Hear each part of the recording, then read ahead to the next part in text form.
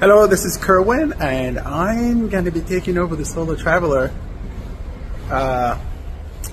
Instagram feed for a few days. I am heading to Mexico. I am now in Houston, and just dropped off a car rental.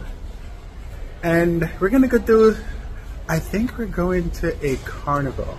It's called the Cozumel Carnival, and I'm going to share the journey with you.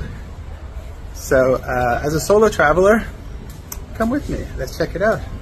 My website is classrider.com, cruiseandnature.com, and I'm at Loyalty Travels. But I'm taking over the feed, so this will be exciting. All right, talk to you guys soon. So one thing I can say as a solo traveler, or just any traveler, is you should get the I'm a Avis Preferred member, and what that means is that when I rent a car, I don't go upstairs. I just come down here, and my car is waiting for me, and everything is ready. If I have a problem, they will take care of me. Those screens don't look so good now, but normally your name shows up on there. And it works well, because when you come inside, sometimes what happens is that by the time you come in, they have a long line at the counter. And if it's late or anything like that, I don't want to be standing in a line. And that's the normal counter right there. Now every rental company has their own little system. Hertz has their own. I think it's number one gold is what Hertz is called. And but I'm Avis Preferred, and it's a good. So Houston Airport has Terminal A through E. They're actually doing construction in D right now. I am going to Terminal C, as in Charlie. But typically, I can really go to any terminal. And just a tip, if you're in Houston and your terminal is they're on the C and the line in C is long, just go downstairs, walk under the airport, and go to Terminal B. There's a little train that you can take because it's so much nicer. And there's less people in Terminal B, so you'll get set up right away. But these little buses will take you to the terminal you need to go. Okay, just got off the shuttle bus over there and heading into Terminal C, as in Charlie. Always quite busy. The airport's under construction, so I'm surprised it didn't take me forever to get in here.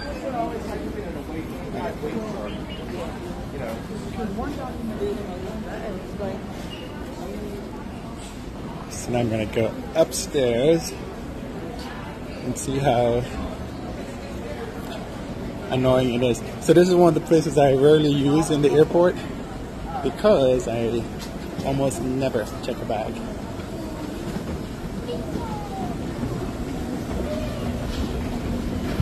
One of the things that annoys me is when you come to these airports, they have an airport and visitor information center, which is a traveler is always good to go check, but then they're not staffed.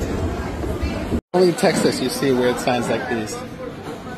Okay, security was a breeze. Just so you know, this airport is George Bush Houston Intercontinental Airport. It is actually named after this guy, which is one of the U.S. presidents. I don't know which number he is, but he's the Father Bush. He is that one.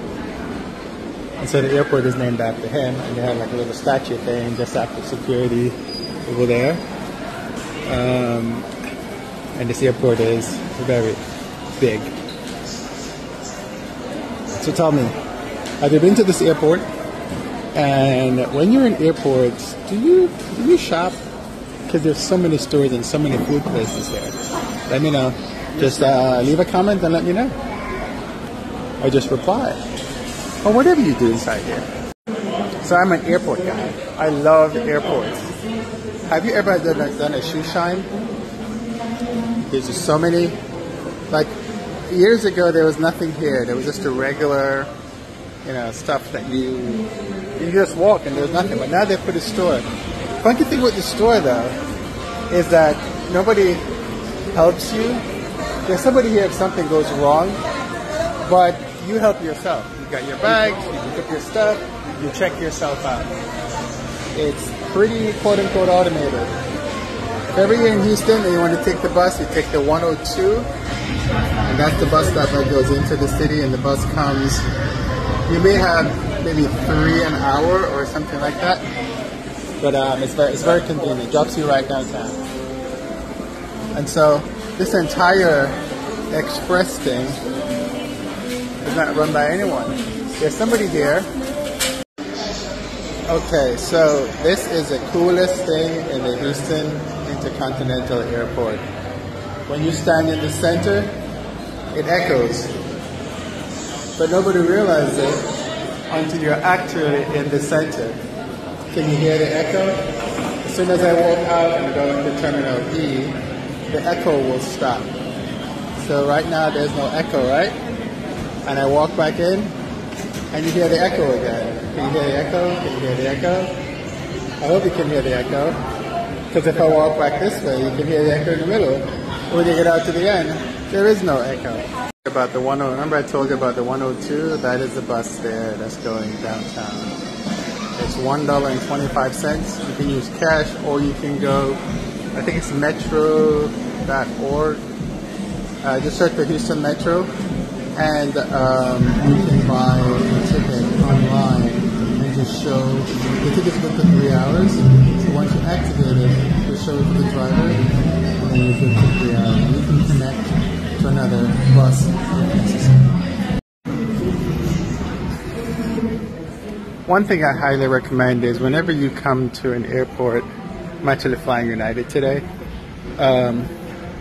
always check the departure board to make sure that your gate hasn't changed. Or if you're using the app, refresh the app. So for example, my gate was E11 when I left the house, and now it's E12. It's right next door, so it's not too much of an issue.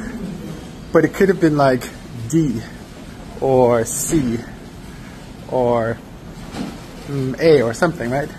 And in Houston, and like many airports, it is very far to walk for all these, when your gate changes. So always make sure as soon as you get to the airport, you check that gate and make sure it has not changed. So allow me to show you one of the coolest experiences in the airport. It is an airport lounge. For me anyway. Like I said, I'm an airport geek. So you're probably going to get more about airports than you need to. However, though, I'm a member of the United Club. I have a United card, and it gives me access to the club each year. So, this is the United Club.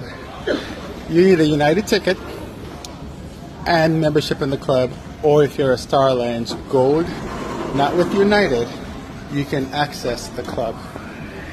If you're going to first class, you can only do it if you're international first class. If you're a domestic first class, it doesn't work. And they have another club called the Polaris Club, which is actually quite cool. So all you need is your boarding pass and membership if you have it to get in. Alright, so I'm in the club, which is all good. And that's my airplane. It's going to take me down to, where am I going today? Cancun, Mexico. That's where we go. And that's my airplane. So now, got buzzed into the club, and time to go check out what the club has to offer. That's the check-in desk down there. And this club used to be another level, and they took that level away and made it in a part of what they call the Polaris. Polaris is United's first class, business/first class thingy. That's my plane. This is your check-in card. They used to have a shower in here. They don't anymore. It's kind of sad.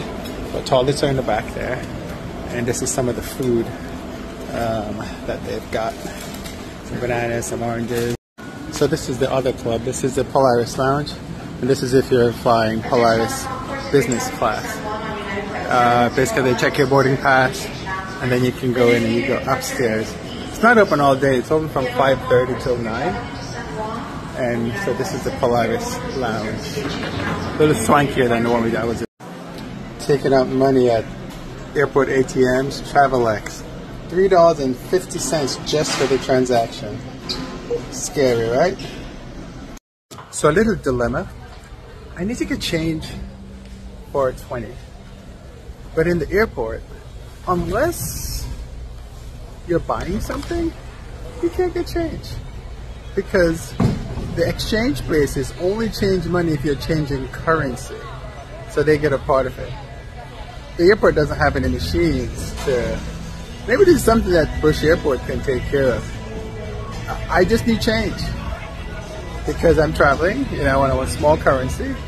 I just need change. I don't want to change currency. I just need change.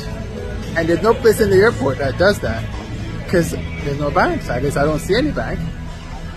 And so unless I find like somebody who gets tips or something, then I'm hosed.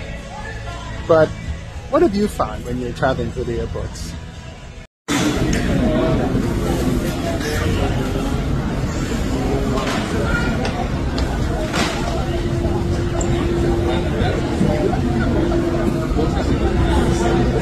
So we're supposed to board at 2:35, it is now 2:43. Let's have a better announcement, and we're not boarding.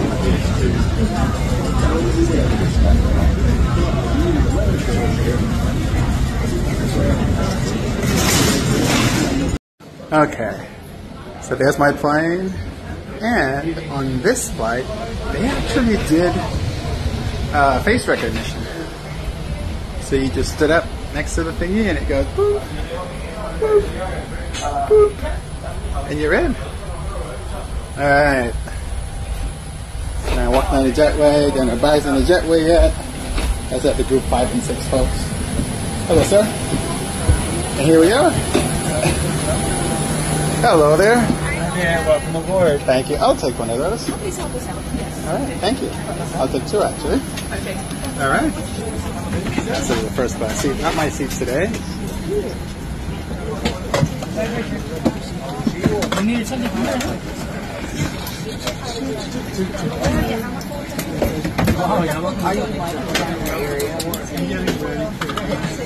Okay. It's extremely rare that I get this view. Still following you. Still following, right? Yeah, but I'm going to drop off now. It's all good. Yeah, see, I'm way back there. It's okay. The good thing is I can walk a little fast, so I'll catch up to you. Alright, so I am in row 27. It's very rare that I get to see the airplane like this. That's going to be my seat going down to Cancun. Everybody's getting their acts together, putting up their bags. So when you board, United gives you these little sanitization wipes, which are not too bad. They used to hand them to you. Now they're like, nah, just pick them up. They don't hand them to you anymore.